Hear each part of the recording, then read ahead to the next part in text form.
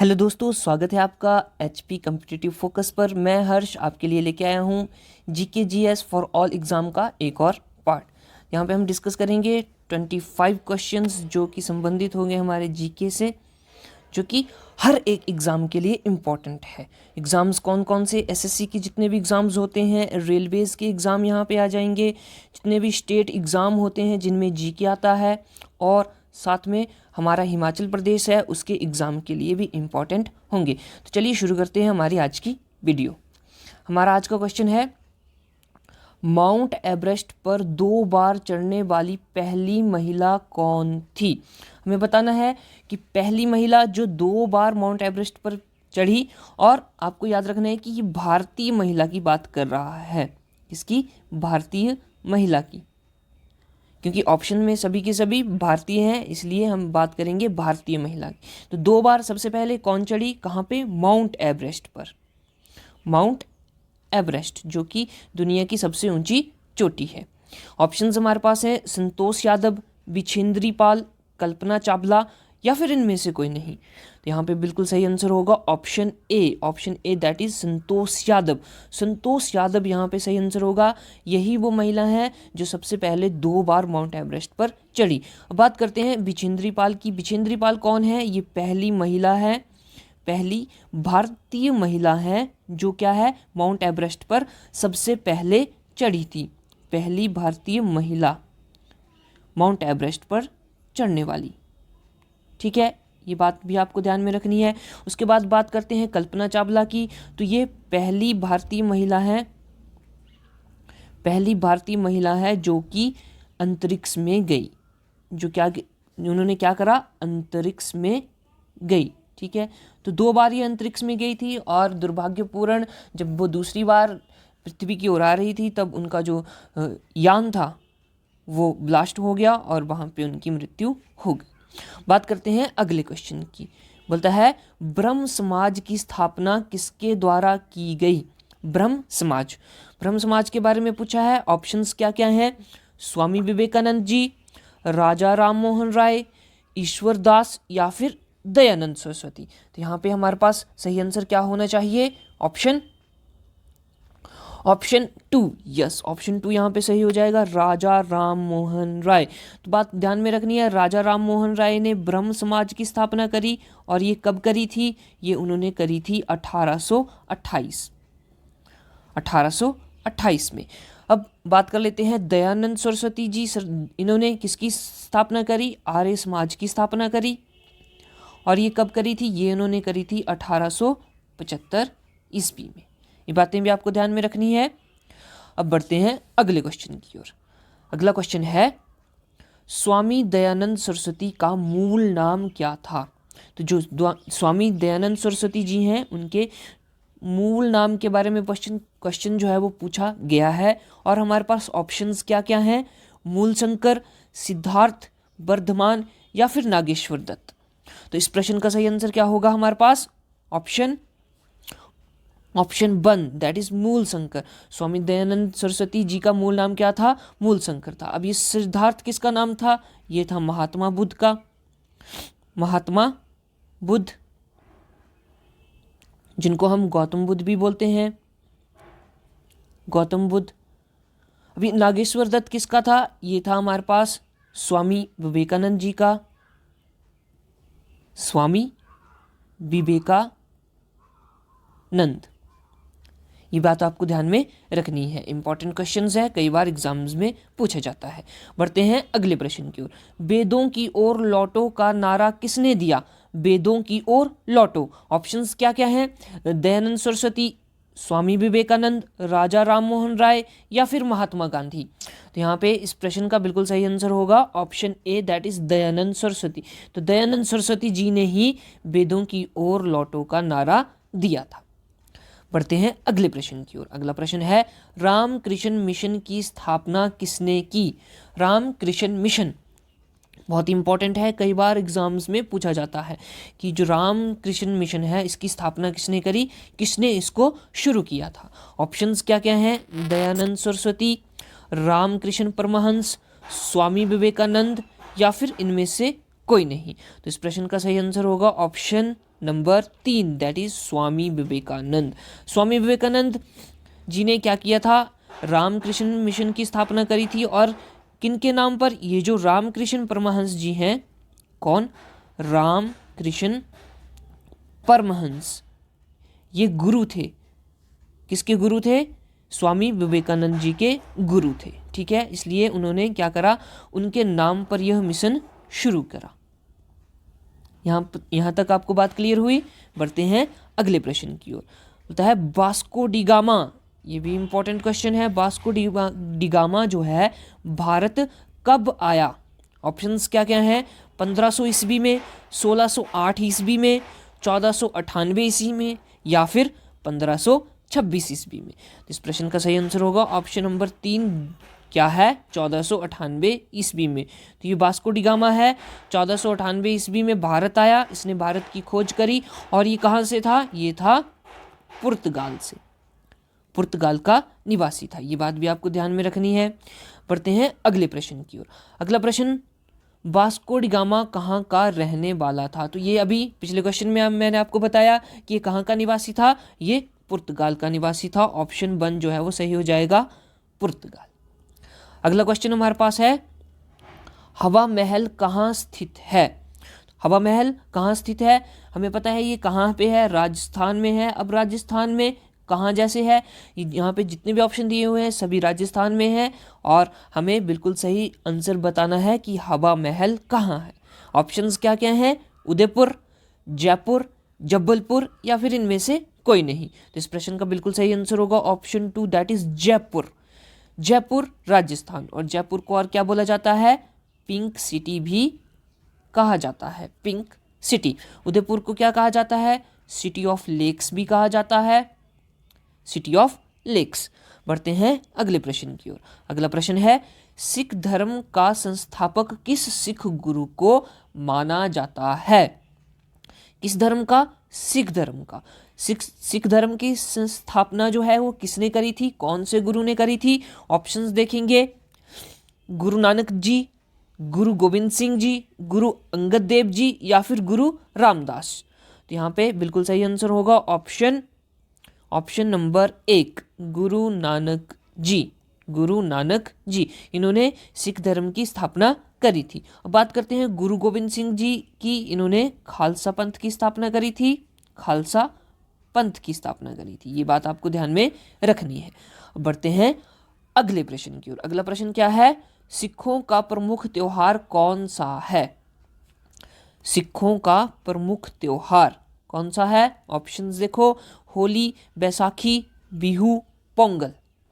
इस प्रश्न का बिल्कुल सही आंसर होगा ऑप्शन 2 दैट इज बैसाखी। तो बैसाखी जो है वो सिखों का क्या है, एक प्रमुख त्योहार है। ठीक है, तो त्योहार से क्वेश्चन एग्जाम में बनता है, आपको ध्यान में बात रखनी है। अगला प्रश्न, लौह पुरुष, बहुत ही इंपॉर्टेंट क्वेश्चन है। लौह पुरुष किस महापुरुष को कहा जाता है? लौह पुरुष किस महापुरुष को कहा जाता है? ऑप्शन देखो, दादा भाई नौरोजी, लाला लाजपत राय, सरदार पटेल, या फिर भगत सिंह। तो यहाँ पे सही आंसर क्या होगा हमारे पास, option number 3 that is Sardar Patel. तो सरदार वल्लभ भाई पटेल जी को लौह पुरुष कहा जाता है। अब यहाँ पे क्या है, दादा भाई नौरोजी को द ग्रैंड ओल्ड मैन कहा जाता है भारत का। ठीक है, लाला लाजपत राय को क्या बोला जाता है, पंजाब केसरी।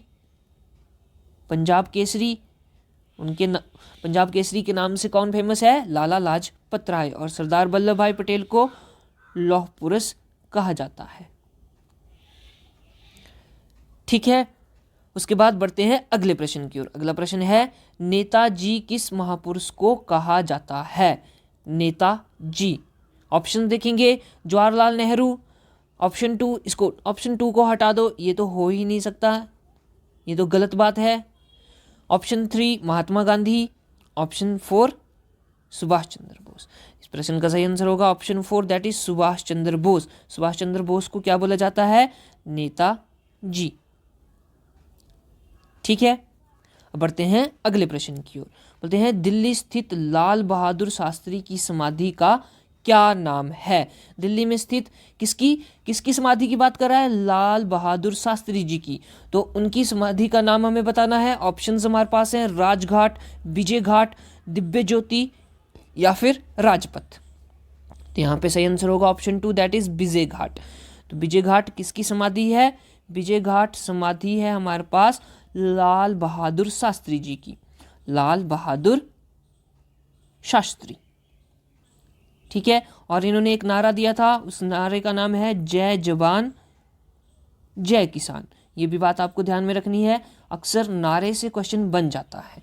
जय जवान जय किसान इन्होंने नारा दिया था। राजघाट की बात करते हैं, यहाँ पे महात्मा गांधी की समाधि है, महात्मा गांधी जी की समाधि है। और ये भी कहाँ पे है, ये भी दिल्ली में ही है। और महात्मा गांधी ने करो और मरो का नारा दिया, करो और मरो। यहाँ तक क्लियर हुआ। बढ़ते हैं अगले प्रश्न की ओर। अगला प्रश्न है महाभारत के रचयिता कौन है, महाभारत की रचना जो है वो किसने करी। ऑप्शंस हैं महर्षि वेदव्यास, महर्षि वाल्मीकि, परशुराम या फिर इनमें से कोई नहीं। तो यहाँ पे इस प्रश्न का सही आंसर होगा महर्षि वेदव्यास। इंपॉर्टेंट क्वेश्चन है, एग्जाम्स में पूछा जाता है। तो महाभारत की रचना किसने करी, महर्षि वेदव्यास ने करी थी। ऑप्शन 1 सही होगा। अगला क्वेश्चन है हमारे पास अर्थशास्त्र नामक पुस्तक किसने लिखी। कौन सी पुस्तक है, अर्थशास्त्र, अर्थशास्त्र पुस्तक किसने लिखी। ऑप्शंस क्या क्या हैं, दादा भाई नौरोजी, चाणक्य, चंद्रगुप्त मौर्य या फिर सिकंदर। तो यहाँ पे इस प्रश्न का सही आंसर होगा ऑप्शन 2, दैट इज चाणक्य, यानी कि कौटिल्य। इनको कौटिल्य के नाम से भी जाना जाता है और साथ में इनको विष्णुगुप्त के नाम से भी जाना जाता है, विष्णुगुप्त। तो ये तीनों नाम किसके हैं, चाणक्य के हैं। आपको बात ध्यान में रखनी है। और इन्होंने ही पुस्तक लिखी, कौन सी पुस्तक, उस पुस्तक का नाम है अर्थशास्त्र, अर्थशास्त्र। ठीक है, अब बात करते हैं दादा भाई नौरोजी। दादा भाई नौरोजी को great grand old man of India कहा जाता है और इनके द्वारा लिखी गई बुक का नाम है poverty and un British rule in India. ठीक है, एक और पुस्तक लिखी है इन्होंने जिसका नाम है हमारे पास poverty of India, poverty of India. ये बातें आपको ध्यान में रखनी है, इंपॉर्टेंट बुक्स हैं और यहाँ से क्वेश्चंस पूछा जाता है। बात करते हैं अगले प्रश्न की। अगला प्रश्न है जय जवान जय किसान का नारा किसने दिया था। जय जवान जय किसान का नारा किसने दिया था। ऑप्शंस हैं जवाहरलाल नेहरू, सुभाष चंद्र बोस, लाल बहादुर शास्त्री या फिर महात्मा गांधी।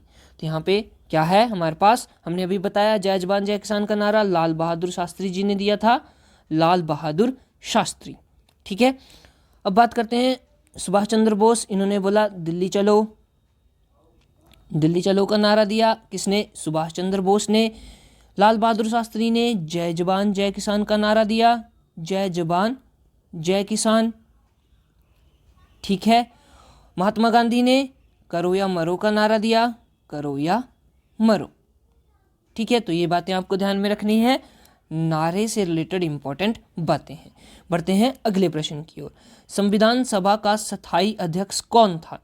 तो आपको ध्यान में होना चाहिए जब संविधान सभा बनाई गई थी, तो जब उसकी पहली मीटिंग हुई थी, पहली बैठक हुई थी, तब एक अस्थायी अध्यक्ष चुना गया था, अस्थायी अध्यक्ष चुना गया था। फिर उसके बाद जब दूसरी मीटिंग हुई थी, दूसरी बैठक हुई थी, तब एक स्थायी अध्यक्ष चुना गया था, एक स्थायी अध्यक्ष चुना गया था, परमानेंट प्रेसिडेंट चुना गया था। तो हमें उस व्यक्ति का नाम बताना है। ऑप्शन देखो, सच्चिदानंद सिन्हा, डॉक्टर राजेंद्र प्रसाद, WC बनर्जी या फिर इनमें से कोई नहीं। तो इस प्रश्न का आंसर होगा option 2, that is doctor Rajendra Prasad. तो डॉक्टर राजेंद्र प्रसाद को स्थायी अध्यक्ष चुना गया था, किसका, संविधान सभा का। अगर हम बात करें अस्थायी अध्यक्ष की, तो अस्थायी अध्यक्ष थे हमारे सच्चिदानंद सिन्हा, अस्थायी अध्यक्ष। ये बात भी आपको ध्यान में रखनी है। अब आती है कि पहली बैठक कब हुई थी। पहली बैठक किसकी, संविधान सभा की, कब हुई थी, ये हुई पहली बैठक कब हुई थी, 9 दिसंबर 1946 को। और दूसरी बैठक कब हुई थी? दूसरी बैठक हुई थी हमारे पास 11 दिसंबर 1940 को। तो ये बातें आपको ध्यान में रखनी है। अब बढ़ते हैं अगले क्वेश्चन की ओर। अगला क्वेश्चन है हमारे पास, संविधान सभा की प्रारूप समिति के अध्यक्ष कौन थे? संविधान सभा में प्रारूप समिति थी, उसके अध्यक्ष के बारे में पूछा है। ऑप्शंस क्या क्या हैं? डॉक्टर भीमराव अंबेडकर, डॉक्टर राजेंद्र प्रसाद, जवाहरलाल नेहरू या फिर मोहम्मद अली जिन्ना। मोहम्मद अली जिन्ना को हटा दो, ऐसे व्यक्ति हमारे पास ऑप्शन में भी नहीं होने चाहिए। ठीक है, तो इस प्रश्न का बिल्कुल सही आंसर होगा डॉक्टर भीमराव अंबेडकर। तो प्रारूप समिति के अध्यक्ष थे हमारे पास कौन?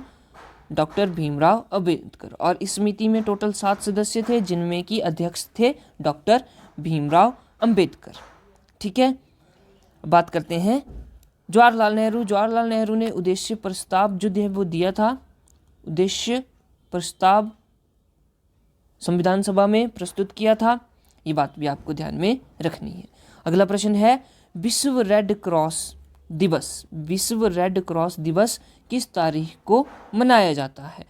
तो यहाँ पे बात कर रहा है विश्व रेड क्रॉस दिवस की। ऑप्शन देखो, 8 मई, 8 मार्च, 21 जून या फिर 4 फरवरी। तो इस प्रश्न का सही आंसर होगा ऑप्शन 1, दैट इज 8 मई। 8 मई को मनाया जाता है वर्ल्ड रेड क्रॉस डे। ठीक है, अब बात करते हैं 8 मार्च की। तो 8 मार्च को मनाया जाता है international women day, international women day यानी कि अंतर्राष्ट्रीय महिला दिवस। ठीक है, इम्पॉर्टेंट है। उसके बाद 21 जून की बात करते हैं तो वर्ल्ड योगा डे मनाया जाता है, वर्ल्ड योगा डे। ठीक है, उसके बाद 4 फरवरी की बात करते हैं तो यहाँ पे मनाया जाता है वर्ल्ड कैंसर डे। ये भी बात आपको ध्यान में रखनी है, वर्ल्ड कैंसर डे। बढ़ते हैं अगले प्रश्न की ओर। बोलता है, सूर्य उदय का देश के नाम से कौन सा देश प्रसिद्ध है? सूर्य उदय, तो सबसे पहले सूर्य उदय कहाँ पे होता है? ये हमारे पास डायरेक्शंस आ गई। ठीक है, ये हमारे पास ईस्ट आ गया, ये वेस्ट, ये नॉर्थ और ये साउथ। सबसे पहले सूरज कहाँ निकलता है? ईस्ट में निकलता है। तो ईस्ट में सबसे पहले कौन देश आता है? देखते हैं, चीन, मलेशिया, जापान या फिर भारत। तो इस प्रश्न का बिल्कुल सही आंसर होगा option 3, that is Japan. Japan में सबसे पहले सूर्य उदय होता है, इसलिए जापान को सूर्य उदय का देश के नाम से जाना जाता है। अगला प्रश्न हमारे पास है, अंतर्राष्ट्रीय महिला दिवस किस तारीख को मनाया जाता है?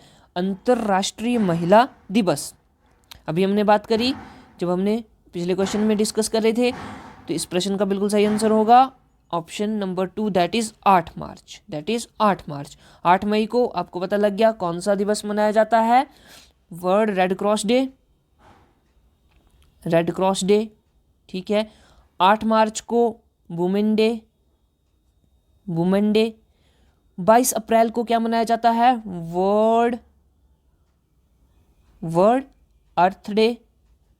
ठीक है, और 22 मार्च को मनाया जाता है world water day, world water day. यहाँ पे हम बोलेंगे पृथ्वी दिवस, और अगर हम बात करेंगे वाटर डे की तो वो है जल दिवस। ठीक है, ये बातें आपको ध्यान में रखनी है, इंपॉर्टेंट बन जाती है आपके एग्जाम के लिए। बढ़ते हैं अगले प्रश्न की ओर। अगला प्रश्न है, क्षेत्रफल की दृष्टि से भारत का सबसे छोटा राज्य, सबसे छोटा राज्य कौन सा है? तो एरिया वाइज हमें बताना है, एरिया वाइज कि भारत का सबसे छोटा राज्य स्टेट कौन सा है। ऑप्शंस देखो, हिमाचल प्रदेश, असम, गोवा या फिर लद्दाख। तो यहाँ पे सही आंसर होगा option number 3, that is Goa. Goa यहाँ पे बिल्कुल सही आंसर होगा। क्षेत्रफल की दृष्टि से भारत का सबसे छोटा राज्य है गोवा। बढ़ते हैं अगले प्रश्न की ओर। अगला प्रश्न है, ओणम किस राज्य का प्रसिद्ध त्योहार है?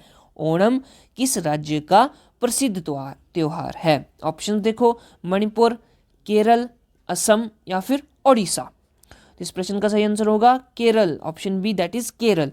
तो ओणम किस राज्य का प्रसिद्ध त्योहार हुआ? केरल का हुआ। ये बात आपको ध्यान में रखनी है, इंपॉर्टेंट क्वेश्चन है, क्योंकि त्योहार में से क्वेश्चन जो है वो अक्सर एग्जाम में पूछा जाता है। बढ़ते हैं अगले प्रश्न की ओर। बोलता है दिल्ली भारत की राजधानी कब बनी। दिल्ली जो है वो भारत की राजधानी कब बनी? ऑप्शन देखो, 1947, 1864, 1911 या फिर 1919। इस प्रश्न का सही आंसर क्या होगा? Option 3, option number 3, that is 1911। 1911 में क्या हुआ था? दिल्ली दरबार लगा था, दिल्ली दरबार, और ये घोषणा करी थी कि भारत की राजधानी अब क्या होगी? कैपिटल ऑफ इंडिया क्या होगी? दिल्ली होगी, दिल्ली। ठीक है। अब 1864 में क्या हुआ? शिमला जो है वो भारत की ग्रीष्मकालीन राजधानी बनाई गई थी, ग्रीष्मकालीन राजधानी। ये बात भी आपको ध्यान में रखनी है, ये क्वेश्चन भी पूछ लिया जाता है। 1947 में भारत जो है वो आज़ाद हुआ। ठीक है। 1919 में क्या हुआ था? 1919 में मॉन्टगे चेम्सफोर्ड रिफॉर्म्स आए थे। बात करते हैं अगले प्रश्न की। सबसे चमकीला ग्रह कौन सा है? सबसे चमकीला ग्रह कौन सा है? ऑप्शंस देखेंगे, पृथ्वी है, शुक्र, बृहस्पति या फिर सैटर्न, सैटर्न यानी कि शनि।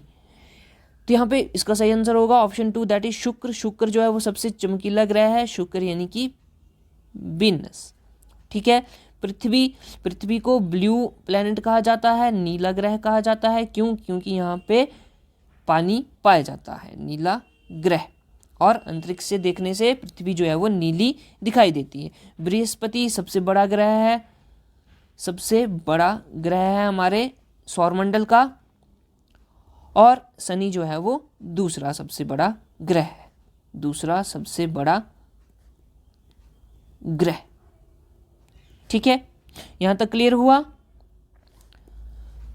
तो दोस्तों ये थे हमारे आज के क्वेश्चंस। उम्मीद करता हूं कि आपको ये सेशन पसंद आया होगा और यहाँ से आपको बहुत सारी नॉलेज मिली होगी। इसी तरह की वीडियो हम आपके लिए लेके आते रहेंगे, तो सब्सक्राइब ज़रूर करें हमारा चैनल, और साथ में शेयर करें हमारी वीडियो, और साथ में लाइक भी करें अगर आपको पसंद आए तो। ठीक है।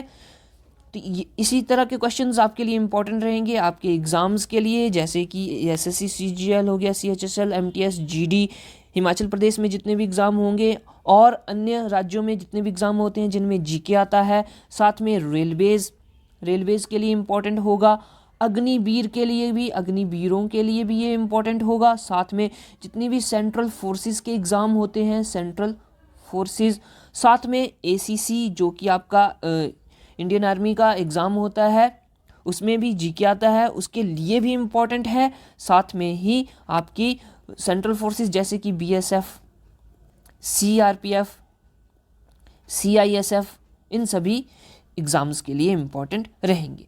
दोस्तों जुड़े रहें हमारे साथ इसी तरह की वीडियो के लिए, और मिलते हैं नेक्स्ट वीडियो में। तब तक के लिए टेक केयर।